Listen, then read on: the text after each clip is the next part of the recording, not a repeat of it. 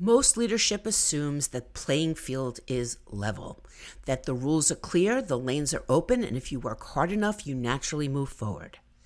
But for many women in male-dominated fields, leadership feels very different. It's fast. It's physical in ways no one talks about. And progress depends less on talent and more on how well you understand the system that you're moving through. That's why I want to talk about roller derby.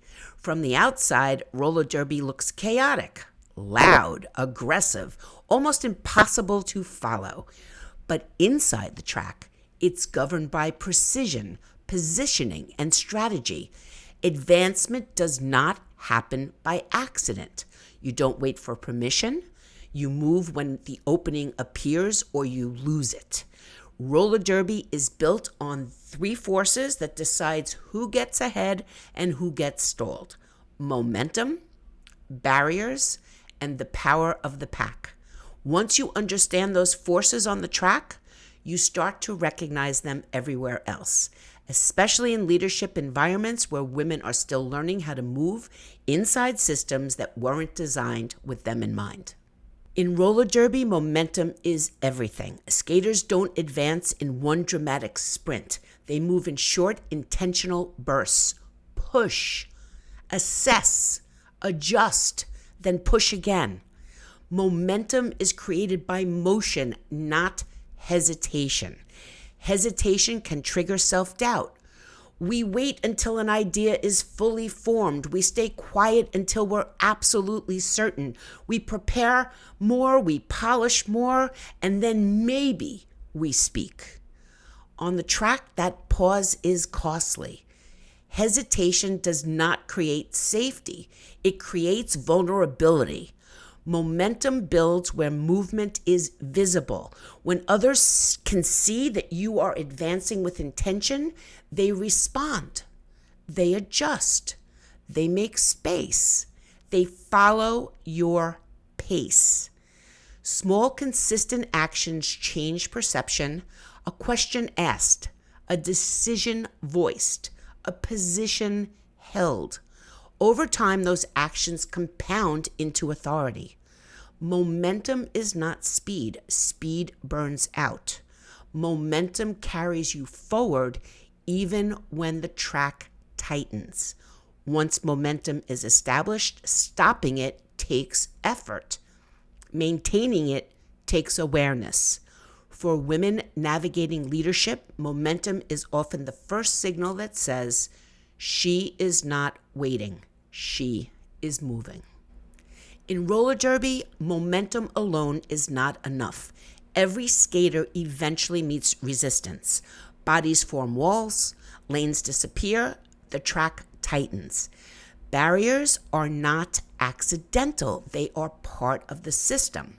Some are obvious: a physical block, a closed lane, a sudden shift in pace.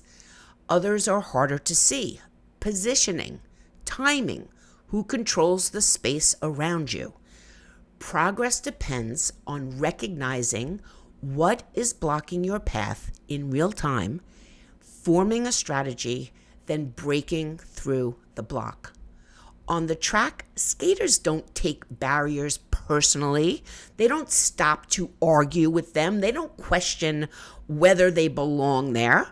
They read the block, they adjust their angle, they look for the opening.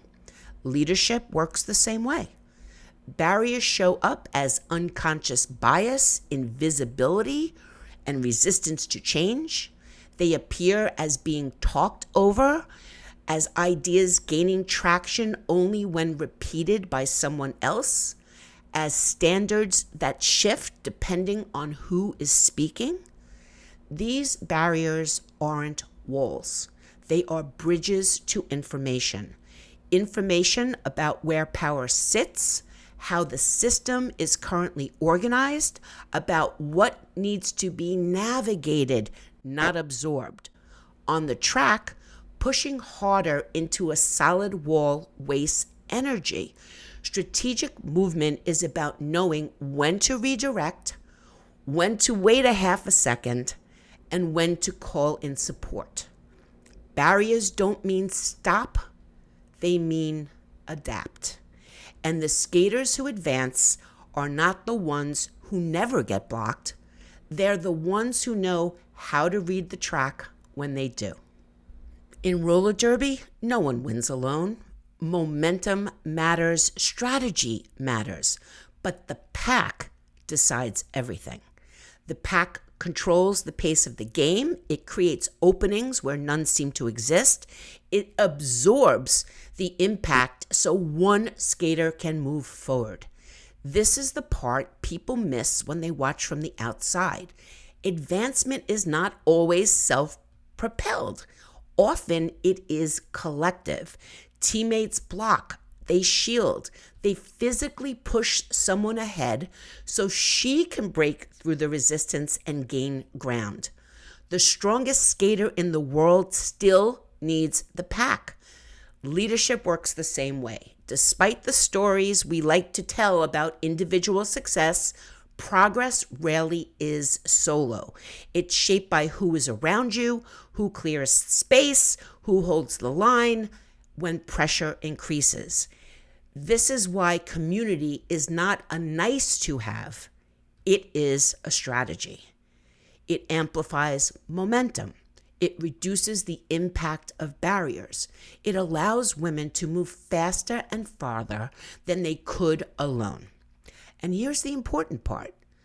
Being part of the pack is not passive. Sometimes you are the one being pushed forward. Sometimes you're the one doing the pushing. Both roles matter. Strong packs are built intentionally through trust, through shared purpose, through the willingness to block someone else without needing the spotlight. When women move together, progress accelerates, not because the path gets easier, but because it gets navigated smarter. Momentum, barriers, and the power of the pack. These forces decide who advances on the track, and they shape leadership the same way.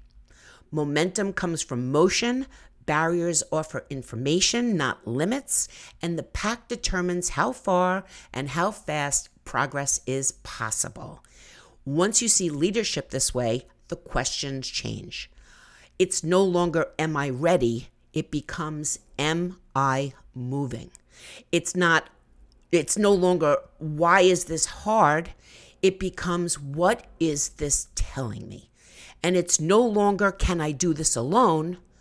Because you already know the answer.